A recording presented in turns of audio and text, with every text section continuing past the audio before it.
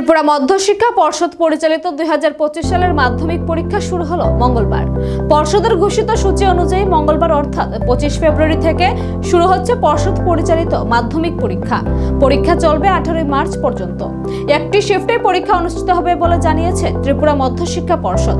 পরীক্ষা চলবে দুপুর 12টা থেকে বিকাল 3:15 পর্যন্ত। প্রথম দিনে অনুষ্ঠিত হবে ইংরেজি পরীক্ষা। সারা রাজ্যে 145টি ভেন্যু ও 68টি সেন্টারে অনুষ্ঠিত হচ্ছে মাধ্যমিক পরীক্ষা। আজকে ত্রিপুরা বোর্ড পরিচালিত মাধ্যমিক পরীক্ষার প্রথম দিন। আজকে হচ্ছে পরীক্ষা ইংরেজি এবং এই আমাদের স্কুলে নেতাজি সুভাষ বিদ্যা নিকেতনে পরীক্ষার্থীর সংখ্যা 271 জন এবং 6টি স্কুল থেকে আমাদের বিদ্যালয়ে পরীক্ষা দিচ্ছে এবং সেই স্কুলগুলো হলো আনন্দমার্গ স্কুল, বরদোয়ালি স্কুল, তারপরে হচ্ছে রামকৃষ্ণ আশ্রম, বিদ্যা মন্দির, তারপরে হচ্ছে আরও এই কী বলে এটা প্রতাপগড় উচ্চ বিদ্যালয়, প্রতাপগড় হাই স্কুল, তারপরে হচ্ছে আরও কয়েকটা স্কুল যেরকম সখীচরণ স্কুল, আর একটা হচ্ছে রাম ঠাকুর পাঠশালা স্কুল।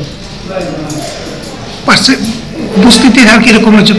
আজকে এখন পর্যন্ত যতক্ষণই জানি আমি, আর একজন CWSN দিচ্ছে পরীক্ষা, আর বাকিরা সবাই উপস্থিতি আছে। আজকে সব উপস্থিতির সংখ্যা 100% আছে।